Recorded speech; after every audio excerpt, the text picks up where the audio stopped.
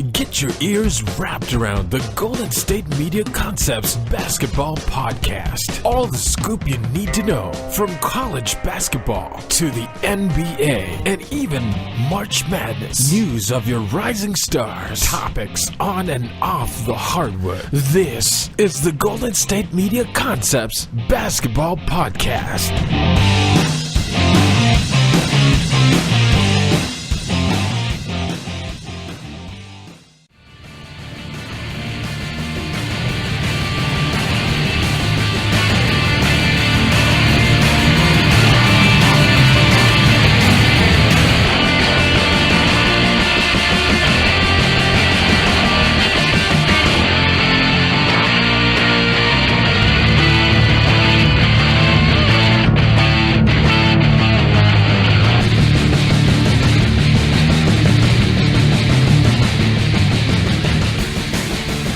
And welcome everybody to the GSMC Basketball Podcast.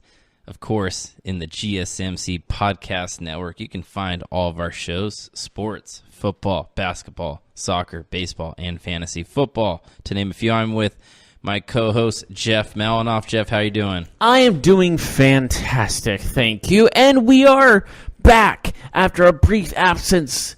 We are moving locations, little troubles here and there, but we're here. We're talking about basketball. We also have been talking about football today, as well as our regular sports podcast. Hopefully you tune into those two, because you must love hearing our voices every day. I would, if I was you. Just saying. And of course, I'm your host, Marc Souza. So we have a lot to talk about today, since the last time we convened on the basketball podcast was... Ooh, convened. Yeah, last Thursday. So we got to go and talk about some news, some recent things that have happened. We'll get into some teams that are just going off right now, just playing great basketball. We'll also talk about a team or two that have been struggling recently, have seen their record in the standings just tumble. But first and foremost, Jeff, we have to talk about the latest news in the NBA. We have a coaching change. Fred Hoiberg has been fired as head coach of the Chicago Bulls. He was a Bulls coach for 4 years now. 115 and 155 was his record, so he was about 40 games under 500. You know, Fred Hoiberg, nicknamed the Mayor, of course. Are you surprised by this firing? No, because they're at the bottom of the barrel of a conference that's the bottom of the barrel. Like, if you're the worst team on the worst conference, does that make you the worst team in the NBA? Probably.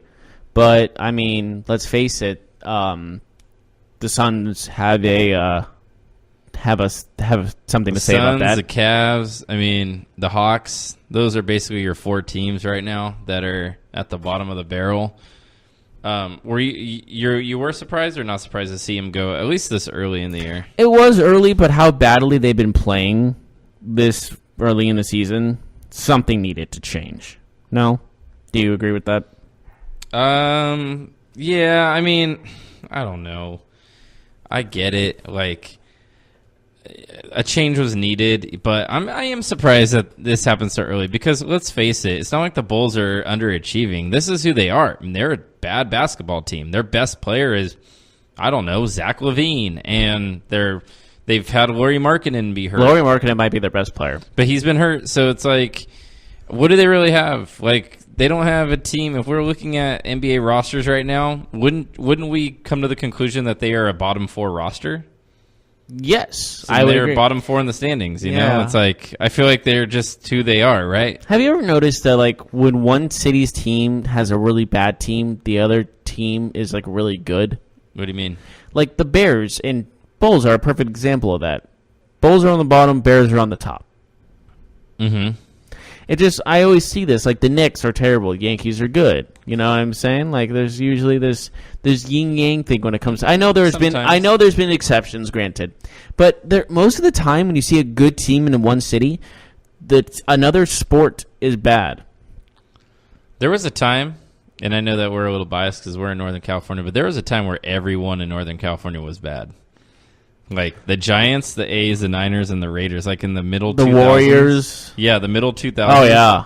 Like the Kings, A the Warriors, joke. everybody was bad. Like literally, the Sharks were the one team that could like make the playoffs, but But they obviously never got far, no. But that was the only. Every other team was really bad Yeah. for a while. And this is like for the Bulls, they are not used to being this bad.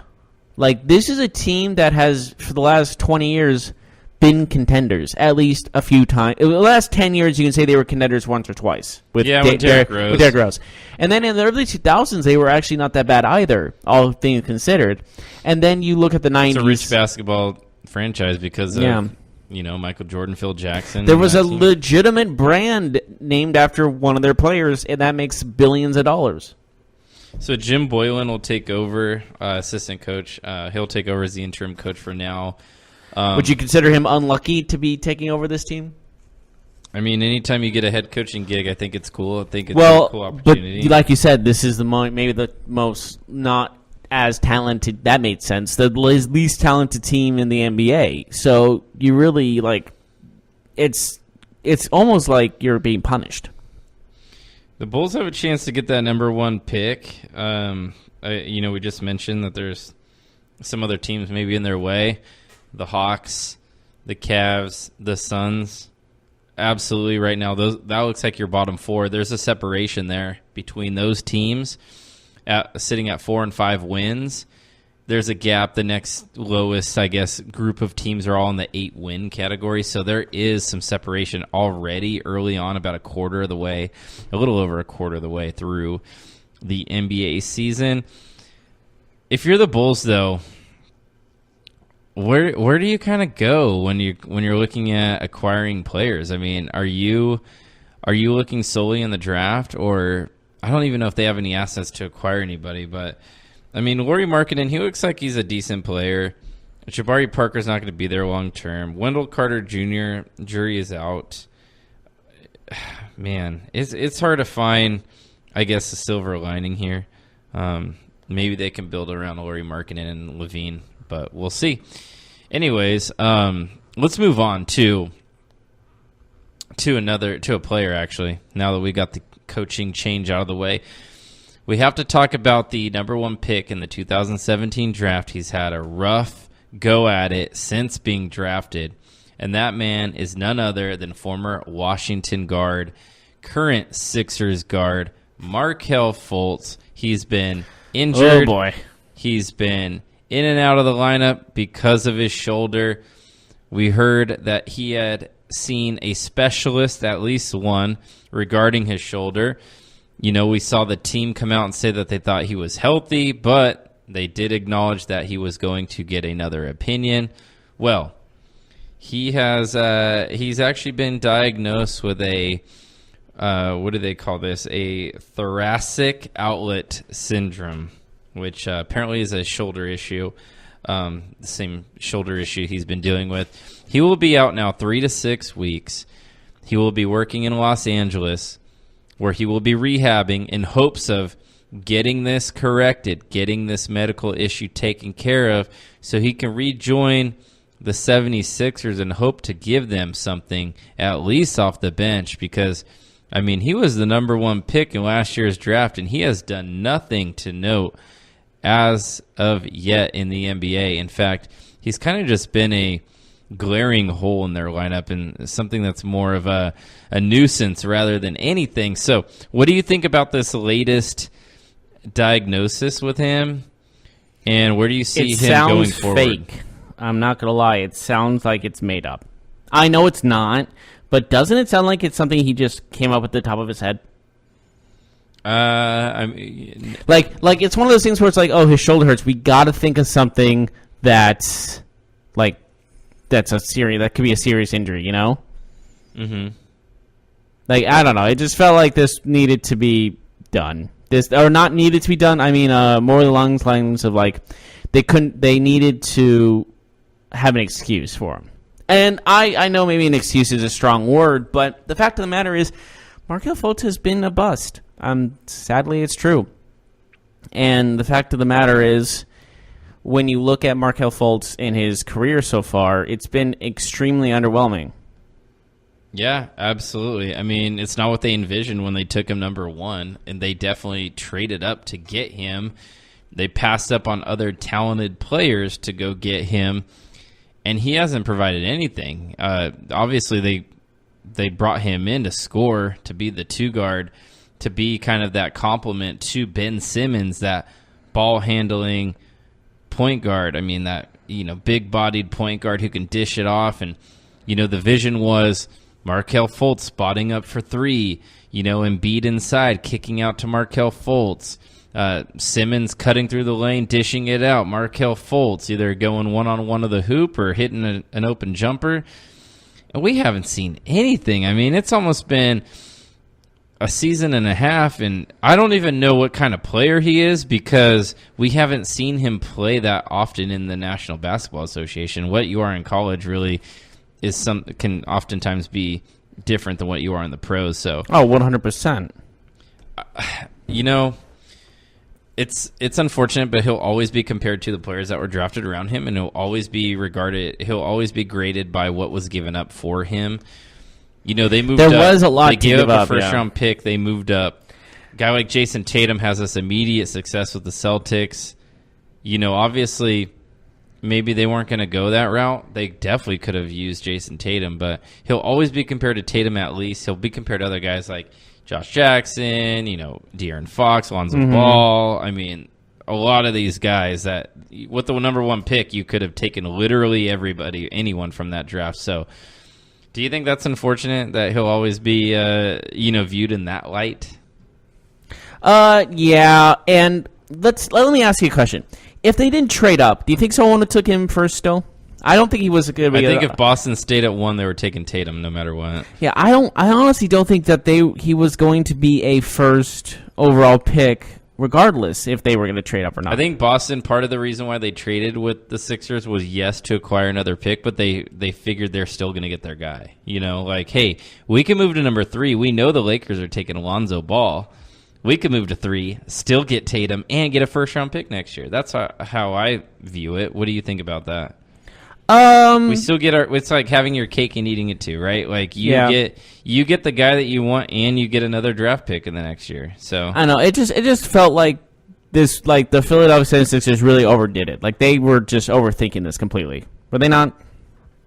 Yeah, I mean, I get it. They fell in love with Markelle Fultz. He was an interesting player. I mean, I know that people had concerns because he went to Washington, because he played out west, and maybe he didn't go to a big basketball school, but, we've seen players gone to big basketball schools and be not that great in the NBA, and we've seen guys go to small schools. He just was on a Washington team that was underwhelming, in my opinion. Like, it wasn't like this guy is a first overall pick. Like, he was a first-round pick, absolutely, but, like, he didn't have the makings of a first overall pick, in my opinion. Where do you see this marriage going between Markelle Fultz it's a bitter Sixers? Divorce. It's a bitter divorce. You think that the inevitable would be they part ways?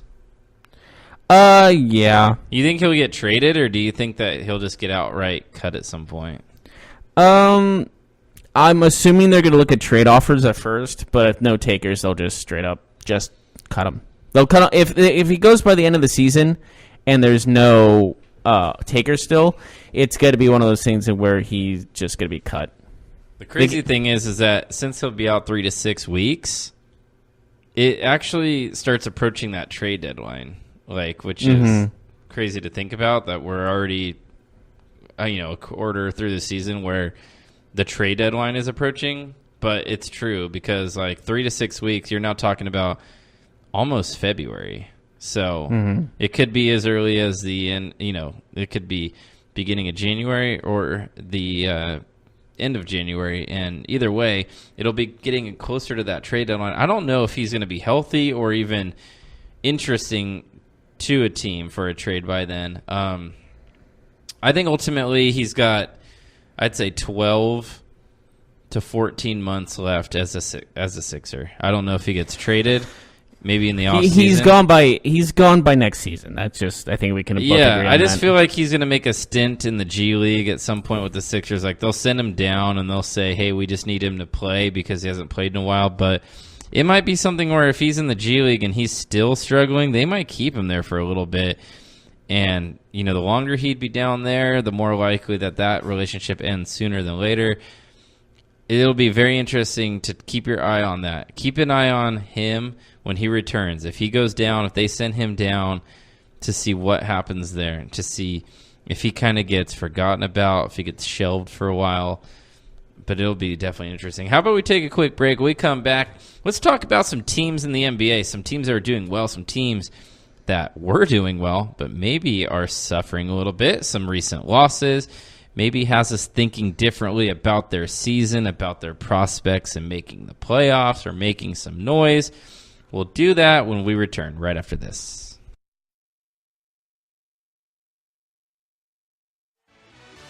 Are you looking for the very best NFL and college football podcast? Then check out the GSMC Football Podcast. Get the latest football news both on and off the field. From the NFL Draft to trades to the rumor mill to the NFL Combines. They got you covered. That's GSMCpodcast.com/football-podcast. Get updates on college rivalries, game day insights, and much, much more. It's football talk the way you want it. This show eats, sleeps, and breathes football. Don't forget to like them on Facebook and follow them on Twitter. Visit GSMCpodcast.com for more info.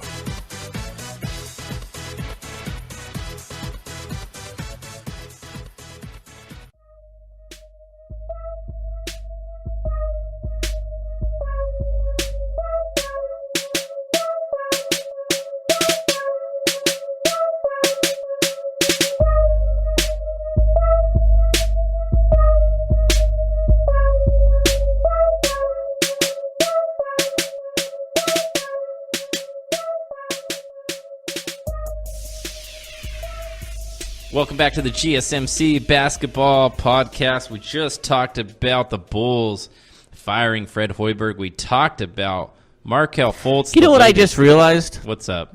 I'm just going to sound stupid. Bulls go after red capes, like red flags, right? Like that's the thing. I know they don't actually see the color or anything. That is the legend, yes. Mm-hmm. But the Bulls logo is the color red. That's it. That's all you got for me? I just noticed that, okay? I noticed that the Bulls are attracted, like, the stereotype or legend is the red flag, and there's a bull that's red on their logo. Oh. Do you see the result? Do you see what I'm getting at? Oh, yeah. It's almost like it was intentional, right? I'm sorry. I didn't really think about it until it's all just. Right. I'll forgive you for this. I've watched sports my whole life. I didn't notice that until just. Well, no, I noticed they've been the color red. People. I'm just saying. I noticed that there was a resemblance between the color red and an actual bull. Mm-hmm. Like I put two and two together for the first time in my life. Well, I graduated college. I have a degree in college. I have a degree. I got a degree from college. Arts, media, entertainment degree. So I have proof. I'll post a picture on my Instagram. I actually do have a picture of my Instagram of that. So you can not say I'm stupid because I'm not. I have brain. I have good. I do talk good. All right. So why don't we talk about a team that is free falling right now? A team in the Western Conference. And I'm free. Do you know who I'm talking about? A team that is. They were doing well, and now they're just struggling. Do you know who I'm talking about? What? Do you know who I'm talking about? Free falling? Oh, the Trailblazers. Yes. Trailblazers, they have now lost 8 of their last 11, 6 in their last 7 games. This team was first in the Western Conference at one point, just about 2 weeks ago. Well, guess what, Jeff? They are now in 8th. If the playoffs started today, they'd barely hang on. They're a half game better than the 9th place Sacramento Kings at this current juncture in a tough and very competitive Western Conference. So it's weird to also say that the Kings are in playoff contention. There's other teams too, but the Kings happen to be the team that's right below them. So what do you make of this? Are you concerned with the Portland Trailblazers? Was that strong start a mirage, or how do you feel about them right now? I don't know. I think maybe some teams are like every team has its rough patches, but this is more than a rough patch. You know, this is a pretty bad patch, and maybe people are just figuring them out. You know, like it's one of those things in where you look at it, goes, okay, so this team has Damian Lillard and this, but what if we stop? What if we hold Damian Lillard to a certain extent? Can we stop them entirely? Like, is this a one-man show type of team? I think that's what people are trying to figure out. Mm-hmm. Yeah, and, you know, for the Blazers, I am very concerned about them because they're not a very good defensive team. They actually had given up at least 60 points 4 straight times in this skid of 6 of the last 7. They can't really stop anybody, and I feel like it's the same old Blazers sometimes when I watch them, because it's like if Lillard or McCollum, if they're both not on that night, I have a hard time seeing them win most games against a tough Western Conference tough Western Conference opponents. We all know it. Every team in the Western Conference has at least 11 wins right now, except for the Phoenix Suns, which literally means that every night you're facing at least a decent team. Like you're not getting. The NBA is probably the most competitive it's ever been. Let's get real. The Eastern Conference, there's 5 or 6 teams right now that have 8 wins or lower. Like there's one of those teams in the West, just one. There's so many teams in the West that are on like the 8th seed right now that wish to God they could be in the East. So the Blazers lose 111-102 last night to the Mavericks, who are surprisingly in the playoffs if they started today. Doncic is still our Rookie of the Year. He's still mine. He's still yours. What? Oh my God! I thought we were done with that. Hallelujah, man! Come on. Anyway, the song is catchy. I'll give you that. But come on, it's like you with Fitzmagic. It's like a jinx. Oh my God! Every time you do something like that, it's a jinx to the player.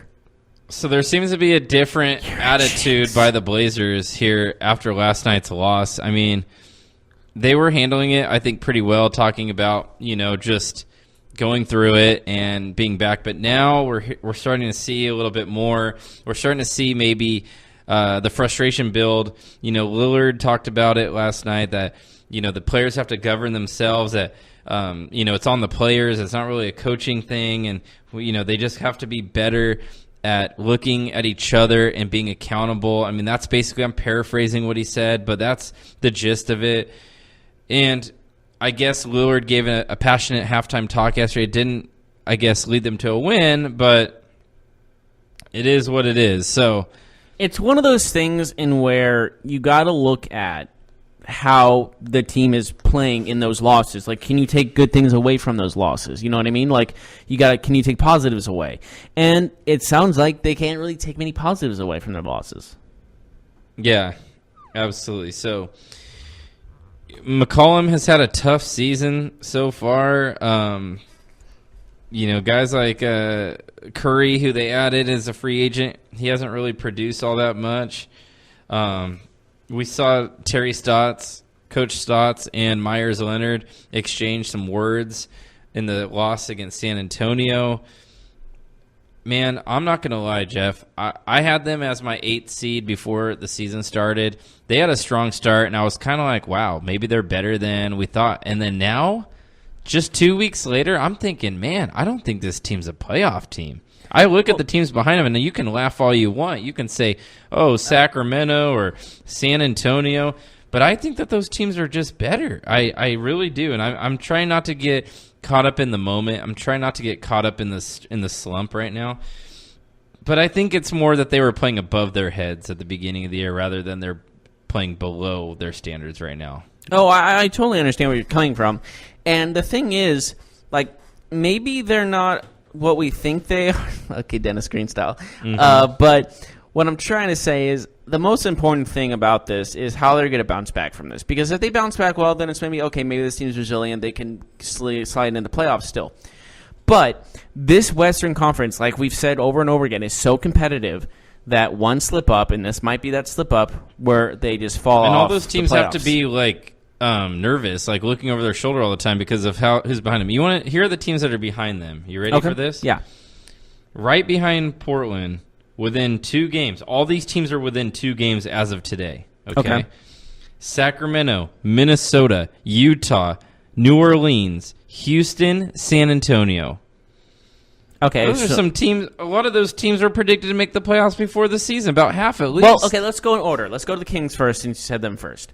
They are the surprise of the season, no doubt about it. They're 12-11. They are on a 2-game winning streak, and the fact is they have a very young and talented team. I don't expect to make the playoffs, but they're going to be a tough game every night. And they don't have a first-round pick to get this year, so they might be fighting for a playoff so harder than the most. Minnesota, 12-12. They seem to be rebounding a little bit better lately after that Jimmy Butler trade and transition. Utah, 12-13. They're getting closer to 500. They're now a game behind. The Pelicans, the Rockets. I mean, we all expect the Rockets to be over 500. Wouldn't you agree? I mean, I know they struggled. Absolutely. And the thing is, a lot of these teams are just on a slump, and they have bad. How good is the Western Conference when Greg Popovich and his team are second worst team in the conference? Like, how good is that conference? Like I said, this is the toughest conference without question. This might be the toughest conference in any season in NBA history. That is, I'd have to do some research on that. I would say I will do research, but I would say that is very arguable. Because not often do you see a season in where everyone's competing for a playoff spot. There's only 3 teams right now in the West that are under 500, and 2 of them are within 2 games of 500. Like, that could change Friday. Yeah. But, like, what we're saying is, like, usually a season like this is like, 2 or 3 teams are fighting for that last playoff spot. Every team is fighting for the last, except for the Suns. Besides the Suns, every team is fighting for that playoff spot. All due respect to the Suns, you have 4 wins. They need to just free Devin Booker, you know what I mean? Isn't that a shame how good he's playing, and they only have 4 wins to show for it? And against the Kings, they were down 40-9 at one point. 40-9. That is like, you should not be that bad. Regardless of what season or anything else about that, there should be a limit where, like, okay, something's wrong. Absolutely. So, I mean, we got to talk about some teams that are doing well, all right? It's not all doom and gloom in the NBA. Some teams are playing really well. We got to talk about maybe the darling of the season so far, the Denver Nuggets. They're 16-7. They're on a 6-game winning streak. They are now currently atop the Western Conference. They are tied with the Clippers at the same record. You know, Oklahoma City, Golden State are right behind them. But, man, this Nuggets team, 9-3 at home, 7-4 on the road. They're 10-4 in the conference. They're playing great defense. Right now, of all the teams in the NBA, they're one of the best defensive teams. In fact, they are either first or second. Let me check. They are second in the NBA in points allowed per game. Let me say this. Defense wins championships, obviously, but this team may be the most complete team. Like, there's not one like, oh, that's a superstar. That guy's carrying the team, like a LeBron type thing. This team is just complete top to bottom. This team has great defense. They transition from defense to offense and offense to defense as good as anyone else in the league. Maybe the best transitional team in the league. And they are showing it every single night. They're competing with every team every single night. And this team may be what that is. What I'm just saying, a team. There are some teams in the NBA that are just, okay, it's just one guy and everyone else is just there for the ride. Everyone's contributing. The bench is contributing. Everyone, the starting 5 is contributing. Everyone is contributing. And they play defense, which we can be assured that sometimes not you a don't have it. League. Sometimes you don't have it on a night shooting. Like, sometimes your shots aren't falling. Like, that just happens, right? Like, players have streaks, they have slumps, but defense is consistent. It's all about effort. So the Nuggets bring that effort every single night, and I gotta love that. I love the effort. You know, their hustle stats. They might not win every single game, but they really get after it. I mean, they just played the Raptors, and the Raptors only scored 103 points. In today's NBA, that's a great defensive night. Like, that is a great. When the average is up to like 115, 120. They hold the Lakers to 85 points last week. They hold the Thunder to 98 points. They hold the Magic to 87 points. The Timberwolves 101 points. Like, man, this defense is coming. They're getting the job done. Something the coach is doing, Mike Malone, is doing something right when it comes to motivating their defensive side. Because everyone's like, oh, I want points. I want that triple-double, blah, blah, blah. If he is enticing about defense, that's a great coach in my mind. Yeah, they got 7-8 guys that can score on any given night. You know, they're a hard team to defend against because they don't have 1 or 2 guys that you have to stop. Like, if you're playing, I don't know, the Lakers, you know that, like, all right, let's take the ball out of LeBron's hands, right? But the Nuggets aren't that team. Basically, their center, Jokic, he runs that offense. And to see the offense run through the center who's so skilled like that, it is incredibly difficult to stop. And Paul Millsap, can't forget about him. He's been playing extremely well on the defensive side of the ball. Yeah. I mean, they have so many players. I don't think that this is a This is not a fluke. phase. No, this is not a phase. I fully expect the Nuggets to be in the top 4 by season's end in And the it's West. nice to see a new team up there. You know what I mean? Just we're so used to seeing the Warriors and the Rockets and so on and so forth. It's nice seeing a new team What come about out the of Clippers at number 2? That might be a phase, in my opinion. You think so? Comparing the Nuggets play to the Clippers play, They play a much higher scoring game. I mean, they're averaging 117 and giving up 112, which is a lot. But what I'm saying is this: overall, I think we'll see the Clippers fall. I don't think it's sustainable like the Nuggets. I'm with you. Yes, I think the Nuggets are a more consistently based team than the Clippers are. Yeah, I mean, the fact is that the Clippers, their point differential is under 5, whereas like some teams around them have better point differentials. So it seems like the Clippers are doing a really good job at winning close games. Mm-hmm. But I don't think they're going to score 117 a night the rest of the season, which is what they're at right now, which is second in the Western Conference. I don't see that continuing to be the case, but I still think they're a very good team. Absolutely, 100%. Maybe like a 6 to 8 range rather than a 2 range, 2-3. Yeah. It's not, like I said, it's nice to see new people at the top. And how the Clippers are playing, I'm happy for them because they're always known as like the redheaded stepchild of the NBA, especially of LA. Yeah, exactly. And I got to ask you a question. yeah. So Reggie Miller was interviewed last week, and he was asked, he was on the Dan Patrick show. He was asked by Dan Patrick if The Dan Patrick. the Clippers and the Lakers played a 7-game series, who would win? Like if they played in The the playoffs. fans. And you know what he said? What'd he say? And I'm pretty sure, I could be wrong here. I'm pretty sure I'm a good judge at tone and things like this, but he said, who would be the home team? I think he's serious. If you haven't listened to it, I would advise, and I'm pretty sure he was serious, and Dan Patrick didn't check him on it. Later on in the show, he's like, you do realize that earlier you asked me.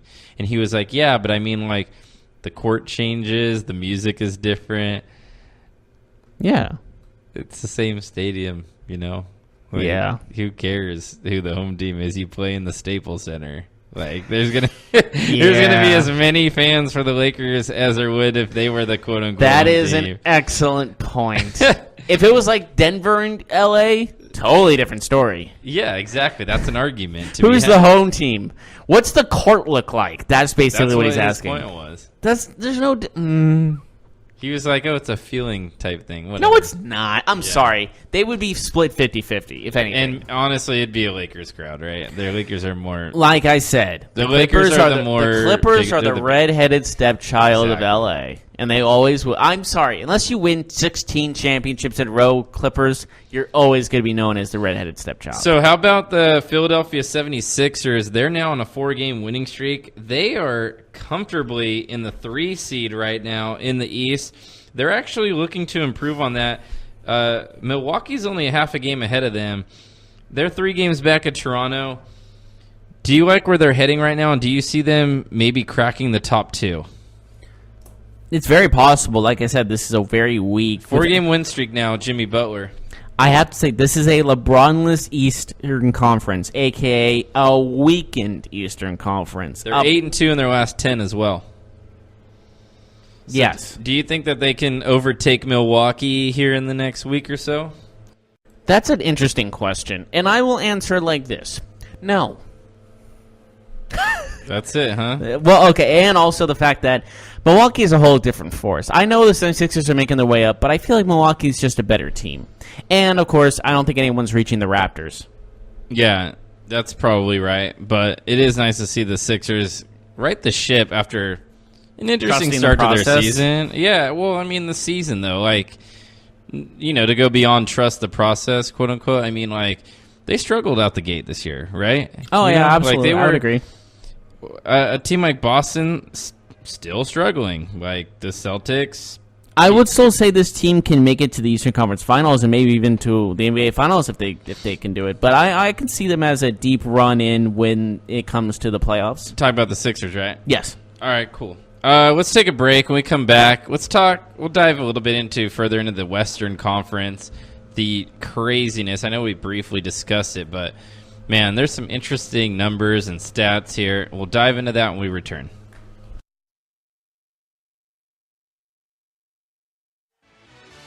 Check out the show that's built on the MMA. From the UFC to extreme cage fighting, they got the fights covered. Check out the GSMC MMA podcast. Get the latest news on past or upcoming fights. Join us as we talk to and about some of the biggest names in the MMA, past, present, and future. When it's the fight game, there's just one show to check out. GSMCpodcast.com/MMA-podcast. Don't forget to like them on Facebook and follow them on Twitter. Visit GSMCpodcast.com for more info.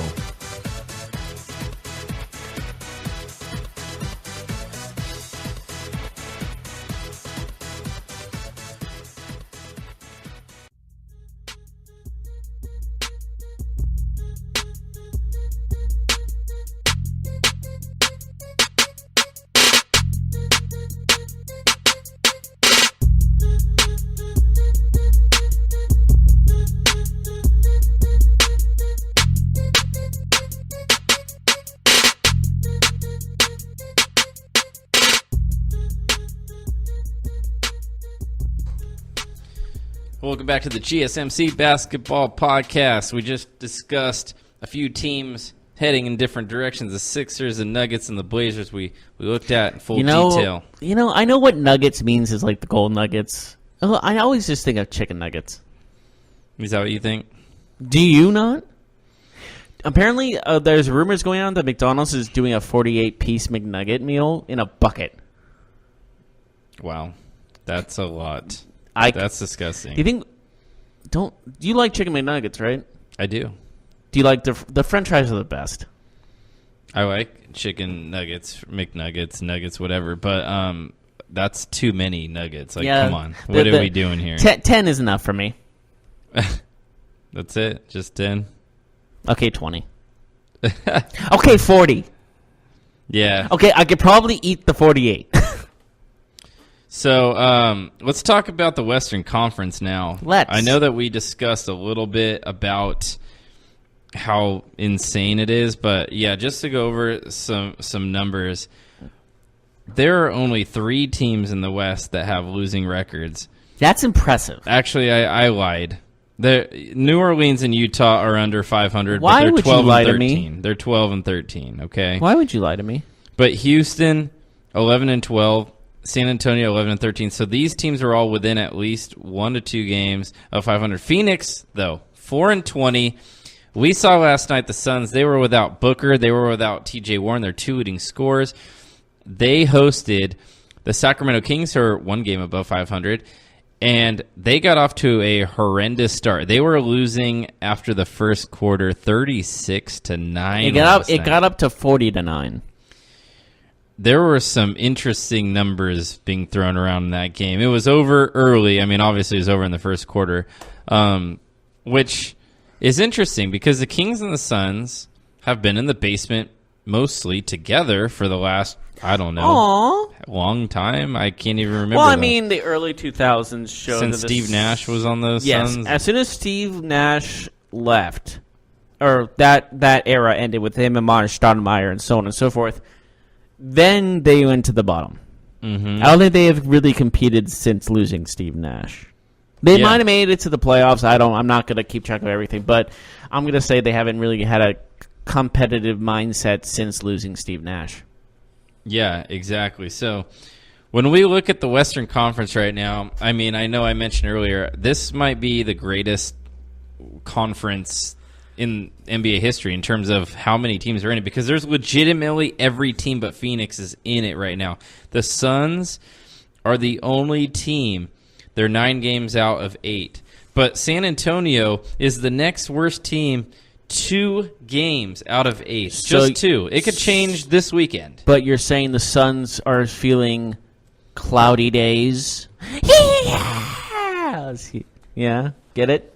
Cloudy, sun. No, I don't get it. Shadow? Can you explain that to me? So no, you know what? I'm going to let you figure it out. You're 33. You can figure it out. Mm-hmm. It's because clouds make shadows and blocks the sun. I get it. All right. I entertained myself. So, do we think that all these teams have a legitimate chance? The Spurs, the Rockets, the Sun, or it's not the Suns. The Spurs, the Rockets, If the Suns Pelicans, win, if the Suns win 50 consecutive games, then maybe. the Spurs, the Rockets, the Pelicans, the Jazz, the T-Wolves, and the Kings. Are we putting all of them in? Yeah, these are playoff contenders, or is there one or two of these teams that will make their way down? Honestly, I could see them all as playoff contenders because they're all playing at such a different. They all play such a different style, but at such a high level in where everyone's competing. Scores are high, and everyone's just competing. Everyone's competitive. Everyone's trying to win games. Usually, it's one of those things. Oh, they're tanking, but not. It doesn't feel like anyone's tanking in the West. Because usually you have that feeling of that team's going to tank, but not in the West at the moment. Maybe the Suns, but I don't know. I mean, the Suns are obviously the worst team in the West, but after that, I mean, the Spurs have a -4 point differential per game.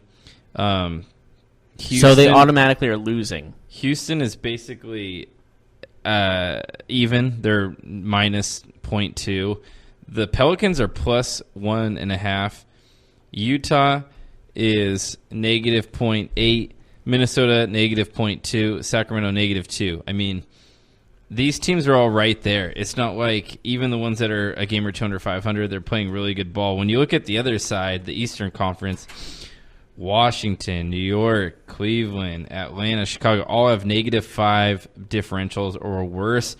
Miami, Brooklyn, -2 each. I mean, man, this Western Conference is crazy. And isn't it crazy to think that a Greg Popovich team is the second worst team in a conference? It's really like it's almost like a changing of the guard type of thing. You know what I mean?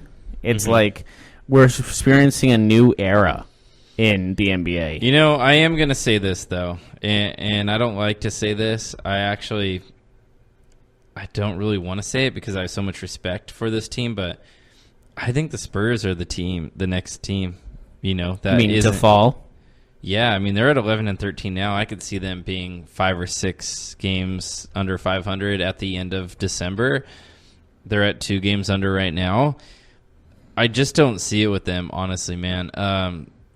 Aldridge is a good player. DeRozan's a good player, but we've talked about it. They've lost too much in the last few years. They lost Parker, Ginobili, and, of course, Kawhi Leonard. And before him, Tim Duncan. Like, this team has been trying to replace incredible talent, generational talent. The last 3 games for San Antonio, they've had a -17.3 point differential. Mm-hmm. As in, they're losing by more than 17 points a game in the last 3 games. Mm-hmm. And they lost last time. Getting destroyed. They lost 34 points last game. And this shows, you're right. I mean, DeMar DeRozan, DeMarcus Aldridge, those are the 2 guys, but you need, losing all those other stars, Duncan, Parker, Ginobili, Leonard. Mm-hmm. And I feel bad for Popovich. I mean, he lost his wife, and now this is happening. It just feels like it's just, if I wanted his team to win, I wanted to win now.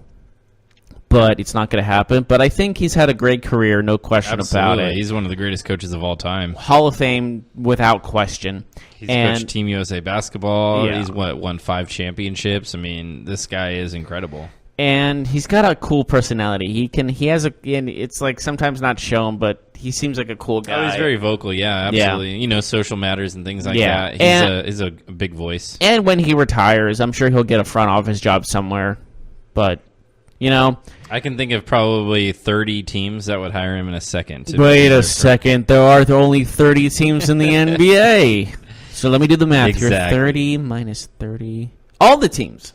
Exactly. Got it. But honestly, I think this should be the last year for Popovich. If I see San Antonio going down the tubes like they are, I don't want him to be a part of that. Yeah, sadly, I think it only gets worse for them just because the conference is so tough. What about a team like Dallas? They're sitting at 12 and 10 right now. Do you think that they can maintain this pace and be a playoff team by year's end? I mean, anything is possible. I mean, they're 8 and 2 in their last 10 games. By the way, look at what Kevin Garnett said. Excuse me. Anything is possible. And this is one of those things. It would be pretty incredible if they were led by a rookie to the playoffs for being such a bad team. A supposed bad team, of course. You're forgetting the supposed. No, I mean, they were bad last year is what I'm saying. From bad, like they were also predicted not to do that well this season either. Exactly. They're playing above their heads right now. I think that they'll fall out of the playoffs, honestly, but I think that they have a good team where, again, they're going to be a tough game every night. I don't see them making it over some of the teams below them that are currently out, like Utah, New Orleans, Houston, but you never know. This team can make some noise. The West has been, I wouldn't say flipped on its head because you still have the usual suspects, the Warriors, the Thunder, but even those teams, it seems like it seems like those teams are struggling, like in terms of where they are usually. Maybe not the Thunder, but the Warriors, obviously, they're 16-9. So yeah, that's where we are in the West. And when you look at those teams on the outside looking in, Minnesota 7-3 in their last 10. Utah's at 5-5. I really don't know what to make of this team. New Orleans 4-6 in their last 10. Yeah, it's tough to see where some of these teams are kind of falling at this juncture. But one thing we can be sure of, I think Denver's for real. I think the Clippers are definitely a playoff team. Thunder, Golden State, playoff teams. The Lakers, they're a playoff team. They really figured it out, I feel like. They are now 7-3 in their last 10. They're 14-9 on the season. Do you expect them to creep into the top 4? They're sitting at number 5 right now. Yeah. They're only a game behind the Warriors, believe it or not. Yeah, like how many times have we said this already? This is the most competitive conference, probably in NBA history, like we talked about, obviously in the last 10 years. But honestly, like I can see a lot of teams going from their seed right now to be number 1 in a heartbeat. Like there's so much potential in this conference. The crazy thing is, the 9th place team, Sacramento, is only 4 games behind Denver. That's why that's my meaning. Like this team, like any team can turn it up and just take that one seed. That's what I kind of alluded to before. It's like I keep making this reference, but it's like whatever happens on the weekend could completely change the conference. How the standings look from week to week. So, anyways, what do you say we go to a break? When we come back, we'll have some news and notes about the NBA. Something Patrick Beverley did, which is questionable. Ooh, scandal. And some other news and notes, and we'll do that when we return.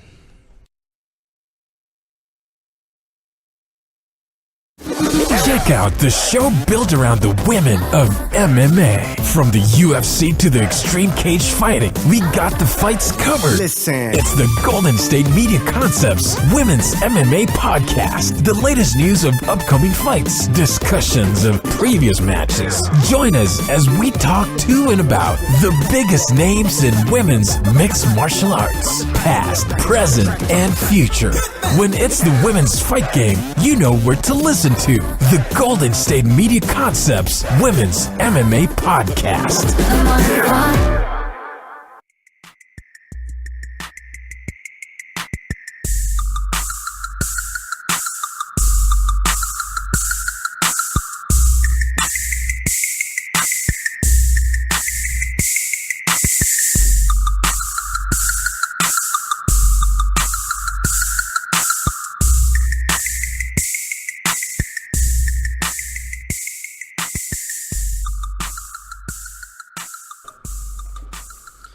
And welcome back to the GSMC Basketball Podcast. Hey, Jeff, did you hear what Patrick Beverley did the other day? Something with a basketball? Not shooting it. Well, he shot it all right. So, that sounded kind of wrong. Can you rephrase that, please? He shot it at a fan. Well, he threw the ball at a fan. I know, but he shot the ball. He had the arc on it and everything right at a fan. No. But yeah, apparently the fan was saying some pretty hurtful things. But like what? What was he saying, Jeff? I don't want to repeat them because I feel like we're not allowed to. I thought you were like, you gotta like give me something, right? Like I thought you said like you gotta at least kind of insinuate what they said. You can do it. I don't know. I'm asking you. You know, I know. We Anyways, all know. What do you make of that? Do you think that what's going on with these fan interactions with athletes. Especially in the NBA. It feels Players like, need to. I get it. Like it. Oh, they're saying some awful things. But you got to be a professional. My point exactly. Like, when Kevin Durant or something like that says the F word to them back and stuff like that. It's one of those things where, like, you gotta grow up. You know what I mean? You gotta be a little more professional than that. You're at work. You know what I mean? You're at your job. They're like walking down the street and just saying things to you. You gotta just be more tough skin. Like, some of the most NFL or professional athletes, the guys with the softest skin, the thinnest skin, is NBA players. Because every time you see a video, it's like they're cursing the guy's back. Or Kevin Durant on Twitter, or burner accounts. Even Russell Westbrook. Like, remember, he curses at people also. It's just like basketball is also kind of it's the one professional sport in the United States where fans can be on the court. Like Kevin Durant, they're right on top of you. Like Kevin Durant the other game, he's like tells a Hawks fan, watch the game and shut up. Like, I'm sorry, like, you gotta be just really you're gonna just tell him to shut up. It's not surprising coming from him. And he's a great player, but he's somebody who you can get under his skin. It's so easy to. Beyond easy. I can probably, you can get under his skin with a spoon. Well, speaking of players who, have had issues controlling themselves or controlling their temper, Hassan Whiteside the other day, he left the Heat bench in the closing seconds of their loss against Orlando. After the game, Eric Spoelstra didn't really know what had happened. I guess that Dwayne Wade told reporters that he had left early to use the restroom. Do you think that he legitimately left the bench, or do you think that he was just frustrated and kind of just? I think it's just away? one of those things where you're just like, you know what, I have enough. Like, I'm not going in, and I'm frustrated. I just, you kind of need to be alone. I kind of get that. But the thing with Patrick Beverley, I just want to go back to one more time. The guy did say F your mother, but his quote after the game was, I don't know what you want me to do. What would you guys do? Ignore it. Yeah, walk away. The guy doesn't know you. He's just saying that to get under your skin. He's winning. You throw the ball at him, he's winning. You're a professional athlete. You're gonna get stuff said to you all the time. So. And back to I just found that piece recently. But Hassan Whiteside, he just looked angry, and I think he just was one of those things where just like, if I talk to the coach, I'm going to hit him type of thing. You know what I mean? Just one of those things in where he was just trying to get his emotions in check. I think he just didn't want to be visibly frustrated on television or anything, something like that. This season definitely has not gone the way that the Heat have expected it to through the first 23 games. They've only won 9 out of 23. They're 9-14. They're not in the playoffs if they started today. They're still in the hunt. Are they basically just wearing their pink jerseys from now on, though? Like, seriously. I mean, just the pink court. They have a pink court. It's just like they keep the pink court all around. They're wearing their Miami red jerseys, and yet the court is pink and the Vice City. And even the score, they show the score and they show the color of the team. The Heat was pink. So it just was kind of confusing to me. I think they should just change colors. No team has those colors. Why not? Be different. So I wouldn't mind that one bit. But anyways, the whole Miami Vice thing. I mean, you can cash in on that. Like, that's a cool thing. So and Miami Vice, like the people that made the show would not mind at all. Like Miami in the '80s, man. Like, that's like where it was at. Like, like the Jets. They changed their jerseys to the '60s jerseys they wore when they won the Super Bowl. I know nothing's really changed. Helping them. Yeah, well, granted. But the thing is with Joe Namath ain't walking out of that locker room. The thing is with fur coat. Yeah, the thing is with Hassan Whiteside is it just he's on he doesn't like being there. It feels like he just doesn't want to be there anymore. Yeah, well, he's going to be there for a long time, I think, with his contract. It's going to be hard to get rid of him. But, he's just one of those players. He's emotional. He has an edge to him. And that's ultimately what got him, bounced around in the NBA a little bit. I would prefer him to just walk to the locker room than curse out my coach on television or curse out my teammates, Yeah, absolutely. All right, well, I think that's it for today. Join us as we talk more NBA tomorrow. We will be back, of course. We're back in the swing of things. So, of course, thank you for being we're back to your regularly scheduled programming. So, Thanks again. We'll see you next time. Yes, have a good day, everybody. Tired of searching the vast jungle of podcasts? Now listen close and hear this out. There's a podcast network that covers just about everything that you've been searching. The Golden State Media Concepts Podcast Network is here.